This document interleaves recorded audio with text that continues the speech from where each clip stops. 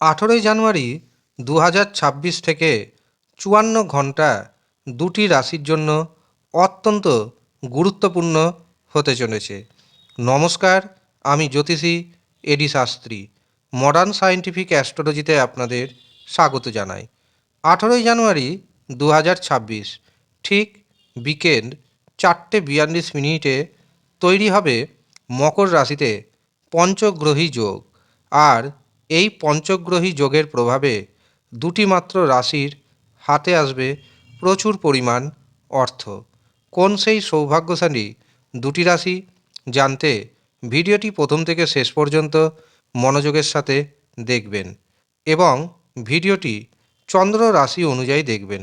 কিন্তু আপনি যদি আপনার চন্দ্র রাশি না জানেন, প্রচলিত নামের রাশি অনুযায়ী দেখবেন, তাতেও উপকার পাবেন।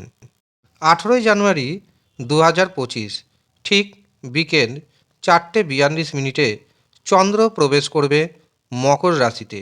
আর এই মকর রাশিতে আগে থেকে অবস্থান করছে রবি, বুধ, শুক্র এবং মঙ্গল, অর্থাৎ 4টি গ্রহের সাথে যুক্ত হবে চন্দ্র।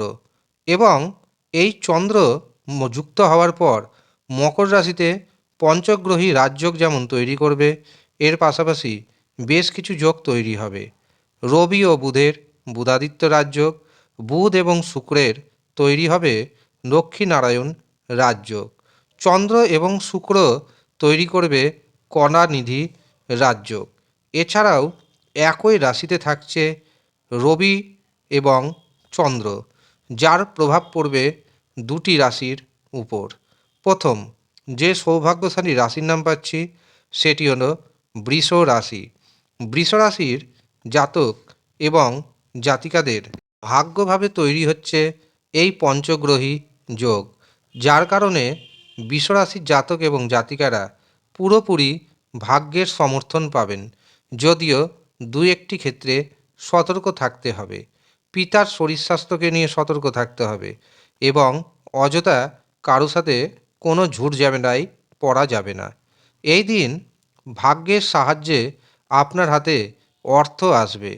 54 ঘন্টা মধ্যে আপনি হয়ে যেতে পারেন কোটিপতি।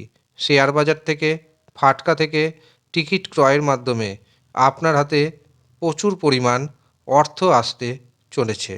18 জানুয়ারি থেকে 54 ঘন্টা আপনার মধ্যে অত্যাধিক পরিমাণে সাহস, তেজ, পরাক্রম দেখতে পাওয়া যাবে। যারা ব্যবসা বাণিজ্য করছেন, ব্যবসা বাণিজ্যে দেখবেন হঠাৎ করে ক্রয় বিক্রয় বেড়ে গেছে, যার কারণে আপনার ইনকাম 10 গুণ পর্যন্ত বাড়বে। মান, সম্মান, যশ, খ্যাতি, প্রতিপত্তি অনেকটাই বেড়ে যাবে। তবে পিতার শরীর স্বাস্থ্যকে নিয়ে এবং মায়ের শরীর স্বাস্থ্যের উপর বিশেষ করে যত্নবান হতে হবে। দ্বিতীয় যে সৌভাগ্যশালী রাশির নাম পাচ্ছি সেটি হলো মীন রাশি। মীন রাশির একাদশভাবে তৈরি হচ্ছে এই পঞ্চগ্রহী যোগ। একাদশ ভাব সাকসেসের ভাব। একাদশভাবে যখন অশুভ গ্রহ অবস্থান করে, তখন সেটি যদি অ্যাক্টিভ অবস্থায় থাকে তাহলে প্রচুর পরিমাণ অর্থ এনে দেয়। একাদশভাবে যেহেতু পঞ্চগ্রহী রাজযোগ তৈরি হচ্ছে, কাজেই আপনার হাতে প্রচুর অর্থ আসবে। হঠাৎ করে দেখবেন বেকারদের চাকরির খবর আসবে, আর যাদের চাকরি চলে গেছে তারাও চাকরির সুখবর পাবেন। যারা চাকরি করছেন, যাদের চাকরিতে পদোন্নতি আটকে আছে, হঠাৎ করে কিন্তু পদোন্নতির সুখবর এসে যাবে 54 ঘন্টার মধ্যে। এর পাশাপাশি বিদ্যার্থীদের জন্য সময়টি খুব একটা শুভ নয়। বিদ্যার্থীদের সচেতন থাকতে হবে। আপনি আপনার সন্তানের কাছ থেকে যথেষ্ট সুযোগ সুবিধা পাবেন, কিন্তু সন্তানের শরীর স্বাস্থ্যের উপর বিশেষভাবে নজর দিতে হবে। যারা প্রেম সম্পর্কে রয়েছেন, প্রেম সম্পর্কে একটু সচেতন থাকার প্রয়োজনীয়তা রয়েছে। নচেৎ তৃতীয় পক্ষের কারণে আপনাদের প্রেম সম্পর্কে কোনো না কোনো বিবাদ, গণ্ডগোল দেখা দিতে পারে।